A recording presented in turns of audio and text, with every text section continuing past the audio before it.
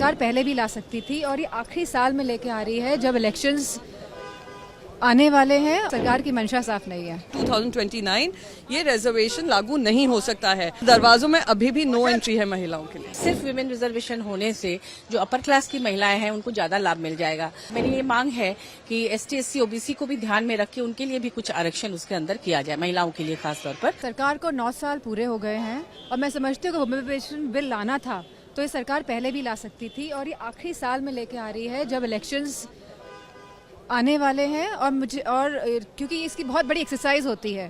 Samajwadi party ने हमेशा समर्थन किया है, लेकिन हम सभी चाहते हैं कि OBC महिलाओं का भी इसमें आरक्षण निर्धारित हो, क्योंकि आखिरी में खड़ी हुई महिलाओं को भी, जो पंक्ति में आखिरी में खड़ी हैं, उनको भी उनका हक मिलना चाहिए। और सरकार की जो मंशा है, जो इस समय वो लेके आई है बिल, क्योंकि ये 2024 में भी नहीं लागू हो पाएगा ये बिल, और ये जो 5 राज्यों के जो अभी चुनाव होने जा रहे हैं उसमें भी लागू नहीं हो पाएगा। तो इस सरकार की मंशा साफ नहीं है। देखिए, ये 30 साल का संघर्ष रहा है। हमारे संविधान ने वादा किया था इक्वालिटी का, पर इक्वालिटी महिलाओं के लिए नहीं दिखाई दी। आज बाबा साहेब अम्बेडकर जी ने वो कर दिखाया था हमारे संविधान में, जो बहुत सारे डेवलप नेशंस में, अमेरिका ने लड़ाई लड़ी है, महिलाओं ने लड़ाई लड़ी है, यूरोप की महिलाओं ने लड़ाई लड़ी है। हमें ये अधिकार मिले थे, पर उस अधिकारों से वंचित किया गया, इसलिए ये बिल आना जरूरी था। राजीव गांधी जी के पास पूर्ण बहुमत सरकार थी, उन्होंने सबसे बड़ा कदम उठाया था 33% रिजर्वेशन लोकल गवर्नमेंट्स में देने का। ये रिजर्वेशन 9.5 साल पहले भी, क्योंकि भारतीय जनता पार्टी के मैनिफेस्टो में था, पूर्ण बहुमत सरकार थी, बहुत सारी पार्टियों ने उनको वो वादा याद दिलाया। 9.5 साल बाद आ रहा है, भले ही लेट आया है। उम्मीद करती हूँ इमीडिएटली लागू होगा, पर बिल में ये लिखा गया है कि डीलिमिटेशन का एक्सरसाइज होगा, इमीडिएटली लागू नहीं होगा। जब वो डीलिमिटेशन एक्सरसाइज होता है तभी ये रिजर्वेशन लागू होगा। दैट मीन्स टिल 2029 ये रिजर्वेशन लागू नहीं हो सकता है।